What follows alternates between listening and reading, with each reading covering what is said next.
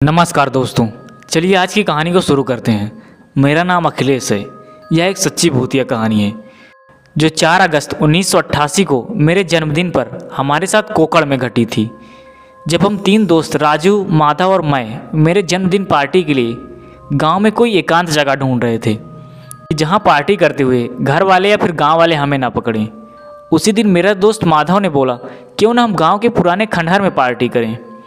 तभी राजू बोला, वहाँ पर पहले एक तांत्रिक पिशाच और साधना के साथ भूत प्रेत उतारने का काम करता था और पता लगा है कि एक दिन खंडहर से वह तांत्रिक रहस्यमयी ढंग से गायब हो गया और उस दिन से आज तक कभी नहीं दिखा। उस जगह भूत प्रेत घूमते हैं। मैं बोला, उस घटना को बीते हुए कई साल हो चुके हैं और आज वो पुराना एक खंडहर है और भूत प्रेत की अफवाहें होने की वजह से हमें वहाँ कोई ढूंढ भी नहीं पाएगा।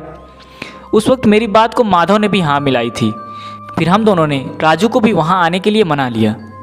शाम को ठीक 7 बजे एक बड़ी चार्जिंग बैटरी और शराब की बोतलें लेकर सेलिब्रेशन करने उस तांत्रिक वाले भूतहा खंडहर में हम लोग पहुंच चुके थे। तब मैं और माधव भूत प्रेतों पर यकीन नहीं किया करते थे कि जब मैंने हमारे गिलास भर रहा था तब माधव रेडियो पर धीमी आवाज़ में गाने लगाने में व्यस्त था और राजू डर के मारे उस भूतहा खंडहर में इधर उधर देख रहा था। मैंने तीनों के गिलास फुल कर दिए थे और अब जब सबने चीयर्स करने के लिए अपना अपना गिलास उठाया तब तीनों के तीनों गिलास खाली थे। मैं चौंक गया। वह दोनों मेरी तरफ शक की नज़र से देखने लगे और कहा कि हमारे हिस्से की भी तू पी गया। मैं कंफ्यूज था कि ये होगा क्या। गुस्से में मैंने माधव को कहा, तू गिलास भर, और राजू को कहा, तू नज़र रख। उसने मेरे सामने फिर से गिलास भरे। जब फिर से हमने गिलास उठाए और चीयर्स किया तब फिर से तीनों के तीनों गिलास खाली थे। यकीन करो, हमारी फटके हाथ में आ चुकी थी। माधव के तो पसीने छूट गए थे, राजू का तो रोना निकल आया था। फिर हमें भी यकीन हुआ कि राजू की बात सच थी।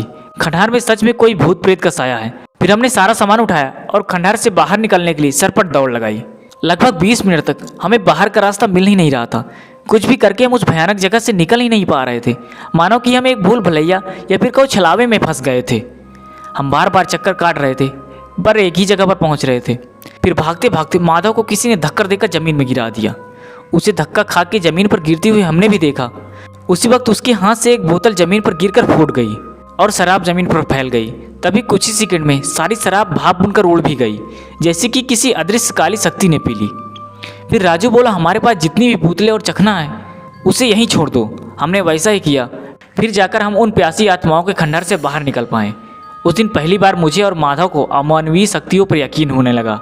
तब से हम किसी भी पुरानी भूत प्रेत वाली जगहों से दूर रहते हैं।